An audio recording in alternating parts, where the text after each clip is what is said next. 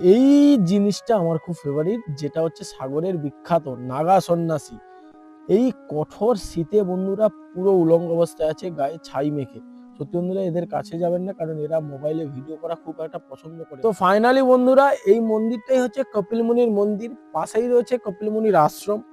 তো দেখতে পাচ্ছেন বন্ধুরা, এই মন্দিরের টানেই লক্ষ লক্ষ মানুষ। আর এই যে দেখুন বন্ধুরা, এটা হচ্ছে কপিল মুনির মূর্তি। এখনো রঙের কাজ শেষ হয়নি, কারণ প্রত্যেক বছর নতুন নতুন করে রং করা হয়।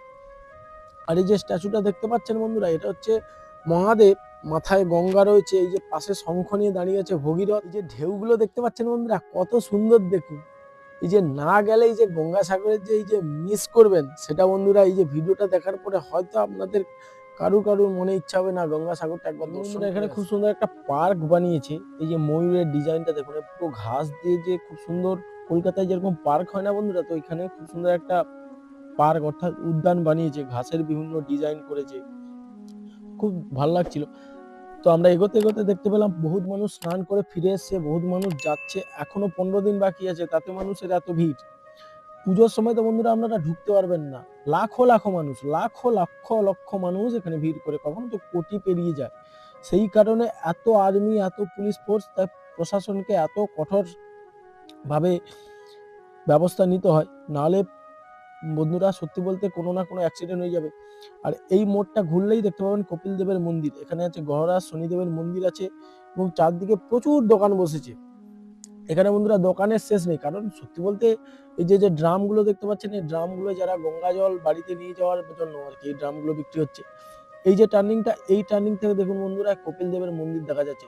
আমি আপনাদের পুরো রাস্তাটা ক্যাপচার করার চেষ্টা করছি, ভিডিওটা স্কিপ না করে পুরোটা দেখুন। আপনারা পুরোটা দেখলে পুরো গঙ্গাসাগরটা দর্শন করতে পারবেন। শুধু বন্ধুরা মন্দির আর সাগর দর্শন করলে তো হবে না। এই জিনিসটা আমার খুব ফেভারিট, যেটা হচ্ছে সাগরের বিখ্যাত নাগা সন্ন্যাসী। এই কঠোর শীতে বন্ধুরা পুরো উলঙ্গ অবস্থায় আছে, গায়ে ছাই মেখে। সত্যি বন্ধুরা, এদের কাছে যাবেন না, কারণ এরা মোবাইলে ভিডিও করা খুব একটা পছন্দ করে না। আমাকে তো তেড়ে আসছিল, আমি দূর থেকে জুম করে ভিডিওগুলো করেছি।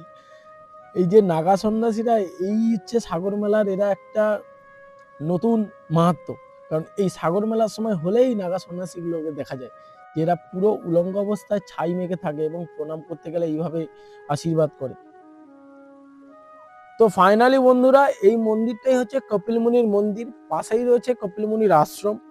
তো দেখতে পাচ্ছেন বন্ধুরা, এই মন্দিরের টানেই লক্ষ লক্ষ মানুষ ছুটে আসে শুধু এই স্থানটি দর্শন করার জন্য। এই স্থানের একটা মাহাত্ম্য আছে, কারণ এই স্থানে ভগীরথ মাতা গঙ্গাকে এনে মিলিত করেছিল 60,000 সগর বংশকে উদ্ধার করার জন্য। এই কাহিনী যদি বন্ধুরা আপনারা না জেনে থাকেন, তো আমার চ্যানেলে ভিডিওটা আপলোড করা আছে, গিয়ে দেখে নেবেন, তাহলে এই স্থানের মাহাত্ম্যের ব্যাপারটা জানতে পারবেন। তো দেখেছেন বন্ধুরা, এই স্থানে কপিল মুনি ধ্যান করতো, তাই এই স্থানে একটা করা আছে। তো এত মানুষ এইখানে এই কারণে মানত করে ডুরি বেঁধে দিয়ে যায়। তো আমরা এরপরে ঢুকবো মন্দিরে, আমি ধীরে ধীরে মন্দিরের গেটের দিকে এগোতে লাগলাম। তো ফাইনালি বন্ধুরা, মন্দিরের ভিতর আমি এন্ট্রি করে গেছি। এটাই হচ্ছে কপিল মুনির আশ্রম।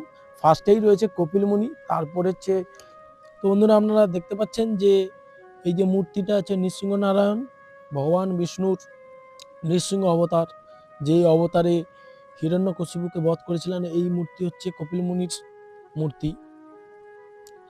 তো কতই সুন্দর দেখুন মূর্তি, চারদিকে কাঁচ দিয়ে ঢাকা রেখেছে, কারণ এখন পূজার সময় নয়।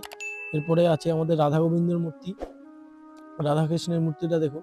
এই মূর্তিগুলো কিসের আমি ঠিক বুঝতে পারিনি, হয়তো পাথরের। তো বন্ধুরা আপনারা যদি জানেন কমেন্ট করবেন কিসের মূর্তি।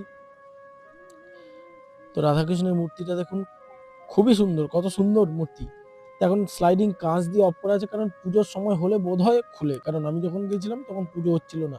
এটা হচ্ছে হনুমানজির মূর্তি, ভগবান শিবের সব থেকে শ্রেষ্ঠ অবতার হনুমানজি, স্বয়ং রামচন্দ্রের দাস, সংকট মোচন যাকে বলা হয়, যার নাম জপ করলে সংকট মোচন হয়ে যায়, অর্থাৎ ভয় ভীতি সব দূরে যায়।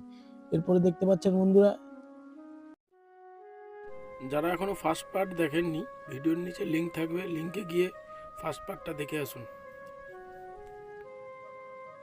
প্রচুর মানুষ ঝুঁকছে, প্রণাম করছে। তো এই যে আমাকে এই ভিডিওটা করতে বারণ করলো, আমার মনে হয় এই গঙ্গাসাগরের সময় ভিডিও করাটা বন্ধ করে দেয়। তো আমি দূর থেকে ভিডিও করে নিলাম। ভিতরে অনেক আর্মি আছে। এইটা হচ্ছে কপিল মুনির আশ্রম। ফার্স্টে দেখুন বন্ধুরা, শঙ্খ নিয়ে একটা মহিলার হাত দেখা যাচ্ছে, কত সুন্দর। এই যে স্ট্যাচু গুলো বানানো হয়েছে খুব সুন্দর, দারুণ স্ট্যাচু বানানো হয়েছে। সত্যি এই স্ট্যাচু গুলো দেখলে আপনারা তাকিয়ে থাকতে হবে।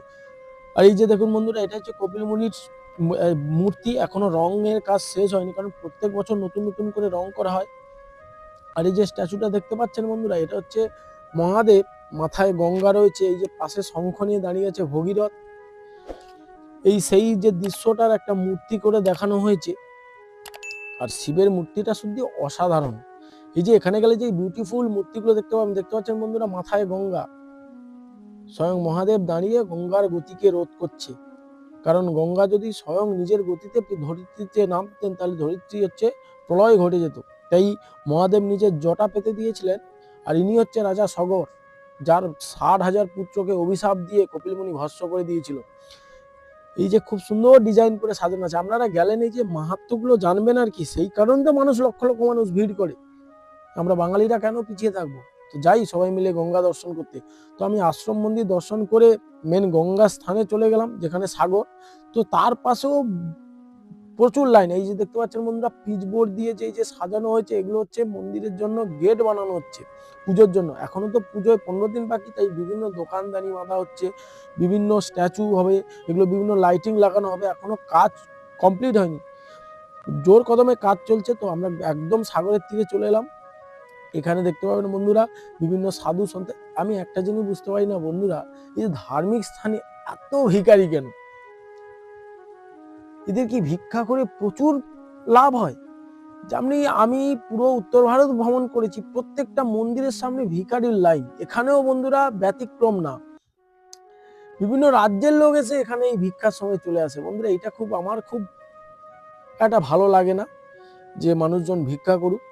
আর সত্যি বলতে বন্ধুরা, এই যে লাইন ধরে সাধুরা বসে আছে, আর এই যে হিন্দুস্থানীরা যারা আসে তারা প্রচুর দান ধ্যান করে, সেই কারণে প্রত্যেক বছরের ন্যায় এবছরে। আর এরকম গঙ্গা দেবীর মূর্তি বসানো আছে গঙ্গা সাগরের চারদিকে। আপনি ঘুরে ঘুরে যেখানে খুশি পুজো দিয়ে স্নান করতে পারবেন। দেখতে পাচ্ছেন বন্ধুরা, এইটাই হচ্ছে মেন সাগর, যেখানে গঙ্গা দেবী মিলিত হয়েছে। আর মানুষজন স্নান করা শুরু করে দিয়েছে। এত ঠান্ডায়ও মানুষজন নির্বিকার হয়ে স্নান করছে। তো আমাদের ফ্যামিলি তো আগেই চলে গেছে, আমি ওই শ্যুট করার জন্য একটু পিছিয়ে পড়েছিলাম। এবার তাদের আমিও খুঁজছি যে তারা কোন জায়গাটায়। আসলে এত মানুষের ভিড়, আর সাগরটা তো একটুকু না, অনেক বড়, তীরটা অনেক বড়। তো আমি তাদেরকে খুঁজছিলাম যে কোথায় আছে। তো জুম করে দেখাচ্ছি, কোনো কুল নেই, অকুল দরিয়ার মাঝে কুল নাই রে। দেখুন গঙ্গা সাগরের এই যে রোদটা পড়ে যেন চকচক করছে, যেন সাগরের মধ্যে সোনা লুকানো আছে। এই যে ঢেউগুলো দেখতে পাচ্ছেন বন্ধুরা, কত সুন্দর দেখুন।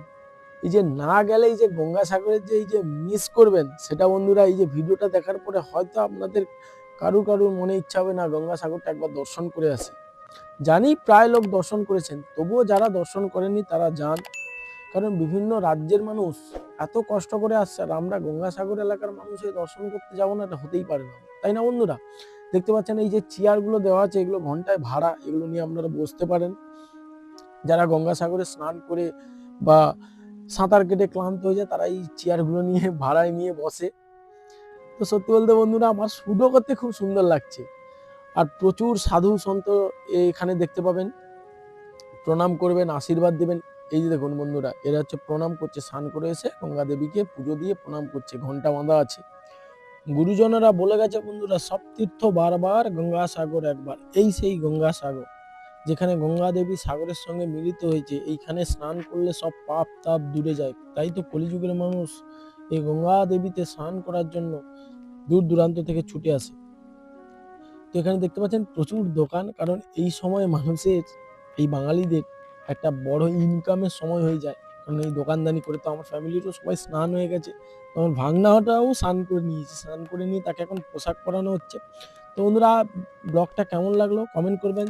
জয় মা গঙ্গা, হরে কৃষ্ণ, হরি ওম, হর হর মহাদেব, জয় সনাতন বলে দেখা হচ্ছে কোনো পরের ভিডিওতে। আজকের এই অবধি, নমস্কার।